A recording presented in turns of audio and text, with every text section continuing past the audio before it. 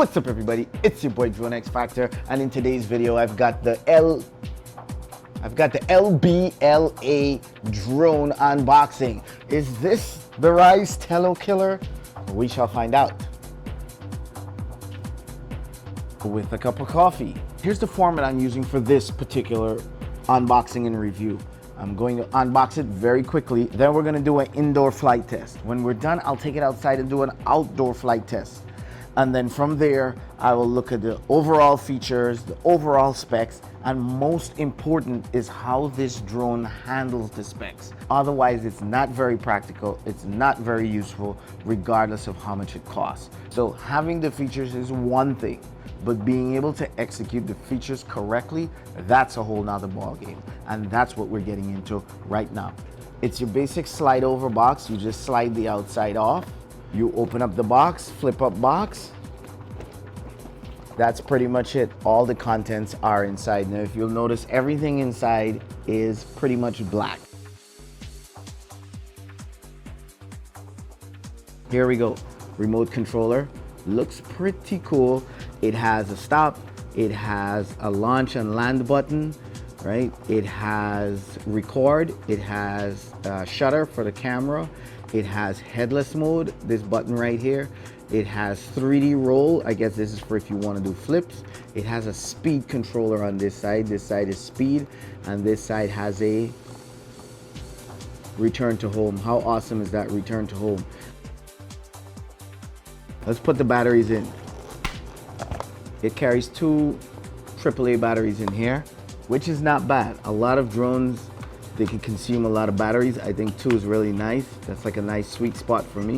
You can always find two batteries laying around the place, so this I like already.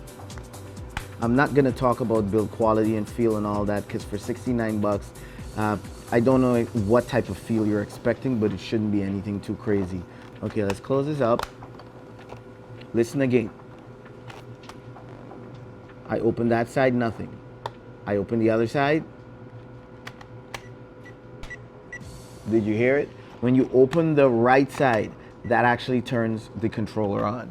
And when you flip that down, basically, even with my smartphone, it has a case, a very thin case, bada bing, bada boom, boom. Fits not bad.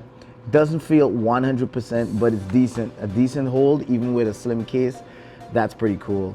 Now the two antennas, it's supposed to carry some antennas over here. When I first opened out the box, one fell off completely.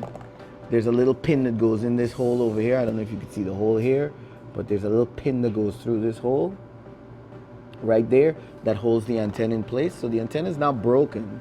It's just that the pin fell out. I did contact the manufacturer that sent me this drone, and they told me that the pin is only a decoration. It doesn't actually serve a purpose, nor does the antenna. It's all for decorative purposes. So I'm not going to put on the antennas. They're here because they don't serve a purpose. I will leave this pin in here and try not to lose it. And that's pretty much it. Okay, let's take the drone out. This is what it looks like inside. Yes, it does have a toy look, a toy feel.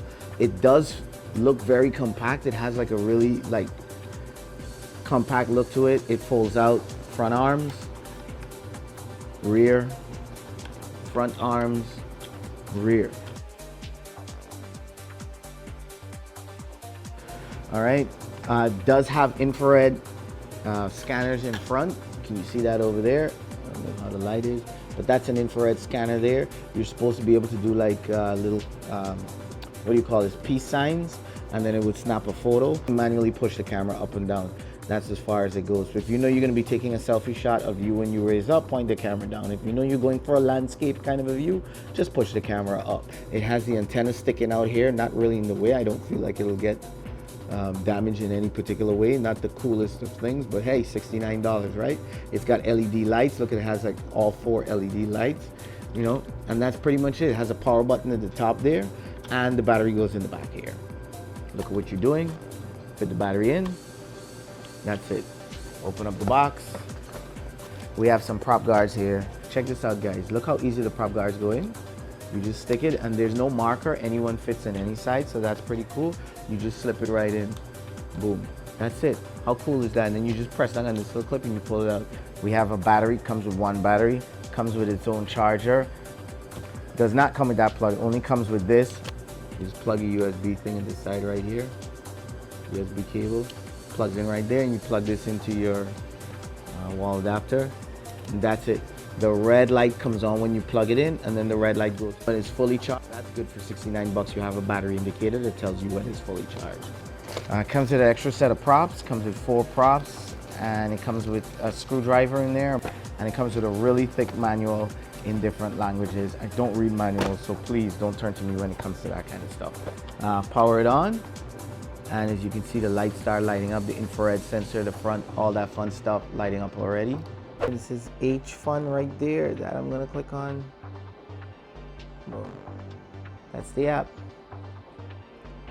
It loads up. You hit this little drop down bar over here. See, it's connecting to the Wi-Fi. You just make sure you connect your phone to the Wi-Fi. It doesn't have a password or anything like that. See the little check mark in the corner over there?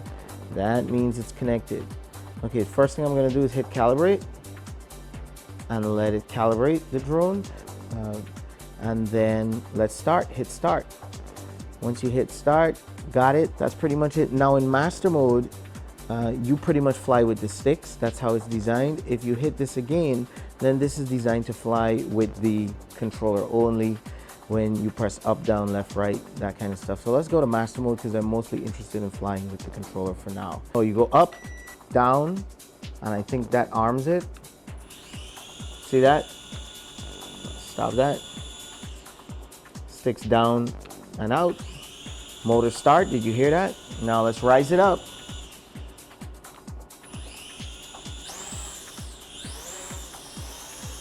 There we go.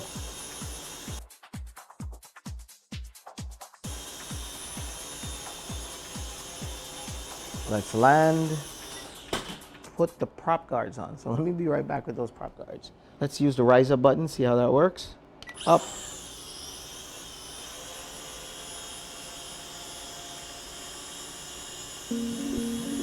It's kind of floating. I'm not doing that.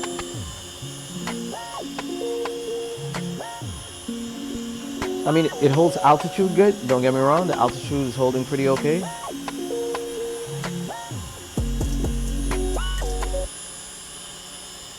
Check out the video quality, the Wi-Fi while I'm indoors. So the Wi-Fi, actually the camera shows really clear. Oh, why are you so close to me? Let's move forward a little bit. Okay.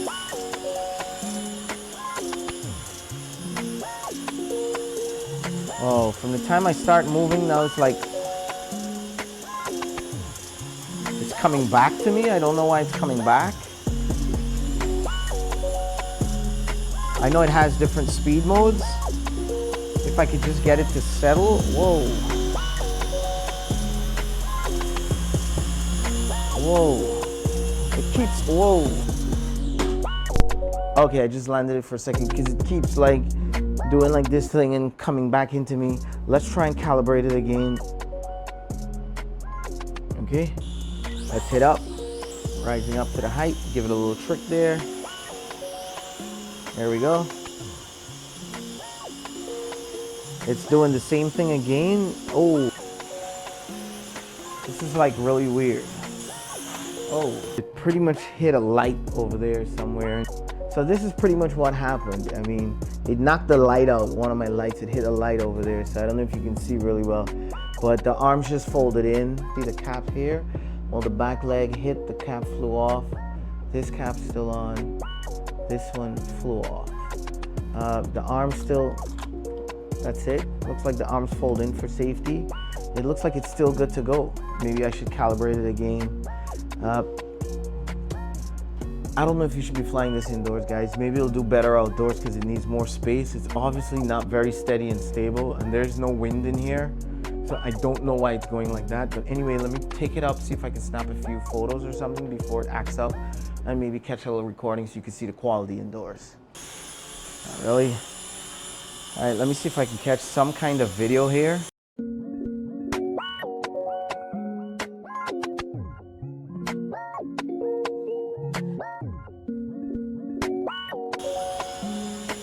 It has a downward camera too, so I'm just gonna leave this like this.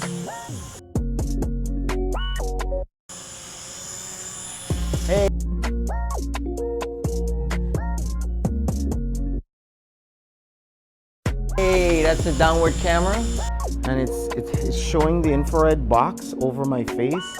If you can see that, can you see that? But the actual gesture control is not working indoors, but the box is definitely showing. Let me see if the picture button on the controller works. Please. Okay.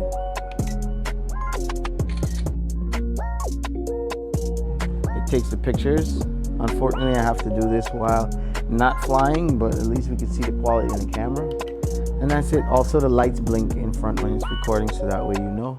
The manual buttons work really well on the controller. I'm afraid to fly it without the sticks because touching the screen is not something, and if it doesn't respond when I touch the screen, it could hit something, damage my lights, something in the house. I'll try these when I go outdoors. That's pretty much it, guys. You can see it's not very stable indoors. I don't know why. It has two cameras, a forward camera and a downward camera, which is pretty cool. And the other thing I noticed, which was really weird, like you see the battery life, it says 60%. If I keep tapping this, it goes to 100%. And if I keep tapping this, it goes to 30%. So which one is it? Is it 30%? Is it 60? Because every time I tap it, it changes numbers. Like, what's that about? That's the camera to flip between the downward camera on the ground and the front-facing camera. So let's take the matchsticks off. Folders, I guess you can go into the folders. Oh, there you go. Your videos and your photos are available right here. This reminds me a lot the Cyma XAG, right? Which also came with prop guards, but I never could fly this indoors, but just a lot smaller and more portable. So would I fly this indoors? No, I do not recommend you flying this indoors, even with no wind, because it doesn't stay steady. You know, it doesn't hold position well enough for you to take your hands off the sticks or even take a selfie or to trust it under any circumstances. So we'll see what happens when we go outside. It's kind of all over the place. Like, why is it going there? Anyway, let me take it out as it decides to be a little freaky. Let me hit return home and see what happens.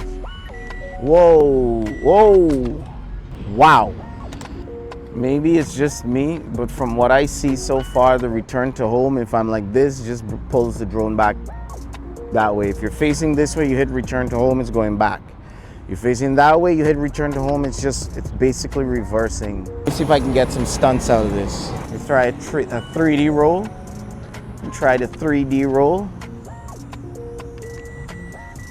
Okay, it gets the roll done. It's kind of like the Cyma.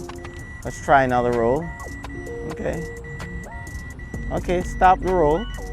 One thing I do like about this little drone, it can take a pounding. Like, no matter how it falls, it just bends the arms, which is pretty cool. So the 3D roll is pretty good. Let's take some photos.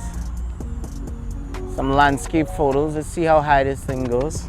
Oh, the headless mode works. Forward is forward, back is back. Doesn't matter what's going on. Forward will be forward. You push forward even though it's facing back. It goes forward. So the headless mode is pretty good. It seems to be stabilizing and flying a lot better now. I hit record. I hope it's recording something.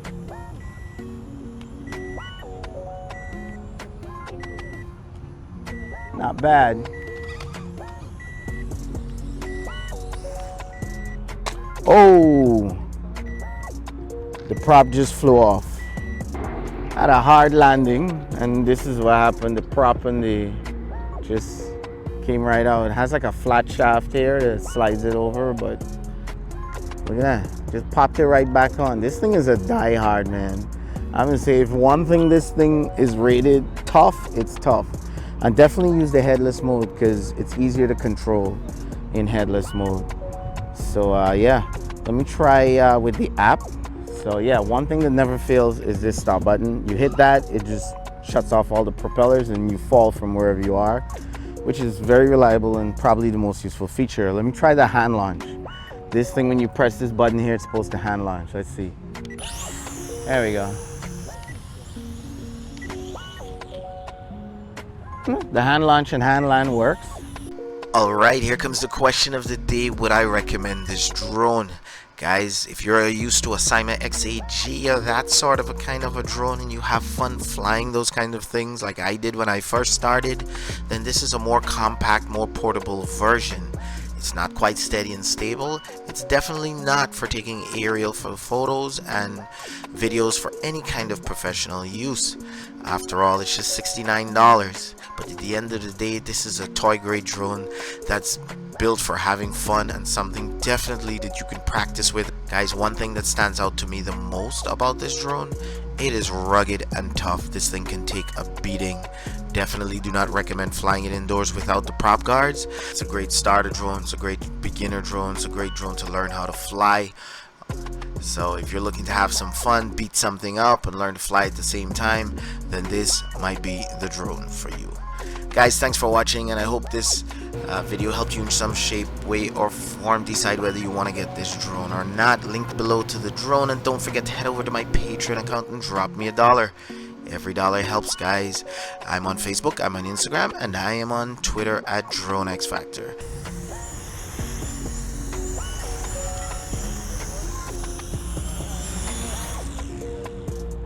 Not bad. I can catch it too.